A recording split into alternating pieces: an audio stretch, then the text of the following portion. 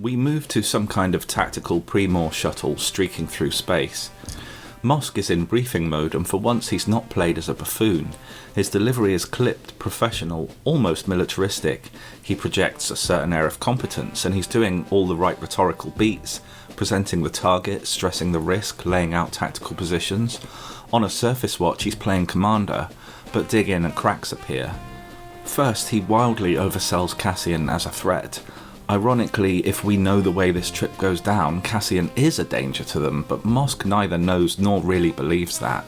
He'd have said this no matter who the target was.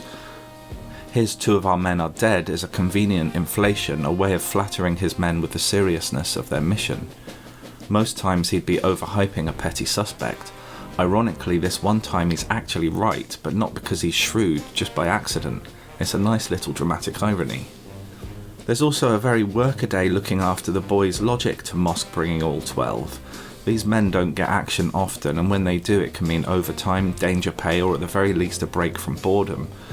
If Mosk handpicked only a few, the rest of the squad would feel stitched up, like they've been denied their turn in the rotation. By inflating the danger and dragging the whole crew along, he spreads the perks and the thrill evenly, keeping morale up and avoiding accusations of playing favourites. It's the kind of thing a line manager in a factory or a pub shift boss would recognise instantly. Sometimes the right tactical choice is less important than the choice that keeps the team from grumbling about fairness.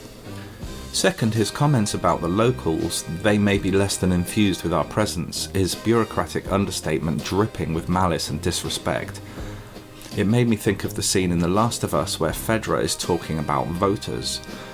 By saying this, he gives his men permission to rough people up with impunity, and the territorial forum line is a perfect satire of colonial authority. The fact his men chuckle makes it worse. We see how enforcement authority turns into sport, cruelty justified by procedure. Mosk doesn't even need to say "bash some heads," it's implied by the twinkle in his eye and the way the men react. Now Syril, his moment is comedy of a very different stripe. Mosk performs competence, Syril performs gravitas. I don't know if the floor is laid out this way on purpose here, but he's essentially on a stage, his head several feet above the others. He imagines himself at the podium of history, summoning his men to fight like a great wartime speech giver. But he's improvising, fumbling, and the words don't land. And he's a nerd with no charisma in a room full of jocks. The risk of doing nothing becomes the greatest risk of all, is almost meaningful, but it collapses under his nervous pauses. The silences throughout are excruciating, and the embarrassed looks from the men shows the whole squad recognises how misplaced his solemnity is. Syril communicates so much through micro-gestures. Inaudible sighs, little swallows and gulps is amazing. The funniest beat is his little add-on, and justice. And his little affirming nod here as he says it is gold.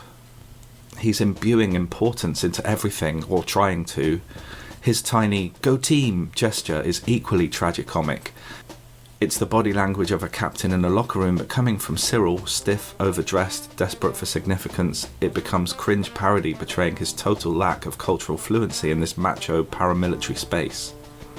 And then Mosk, who's been giving him quite a funny side-eye at this point, initiates his rescue act. The slow clap is a trope of movies and sports huddles meant to unify a group, to salvage Cyril's failed speech, but of course a slow clap can also be very sarcastic. In Gloves, delivered by him, it underlines the farce.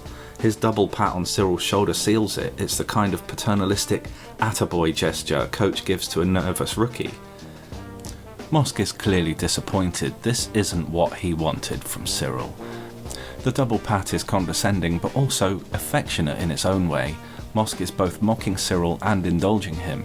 The fact Syril accepts it makes the whole dynamic hysterical. So what's really happening here? This scene crystallises Primor authority as performance. Mosk's authority comes from bluster and implied violence. Cyril's from pomp and imagined destiny. Neither is real leadership. Both are trying on costumes of power they don't truly embody. And yet, that's enough to propel them into disaster because power structures reward performance as much as substance.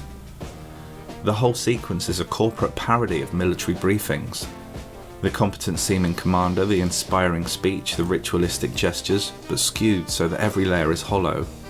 It's one of Andor's funniest scenes, but also one of its most biting. In a world where justice is just an awkward afterthought and the only forum for complaints is a useless monthly hearing, authority is nothing more than men in hilariously thick leather gloves patting each other on the shoulder and convincing each other they're heroes.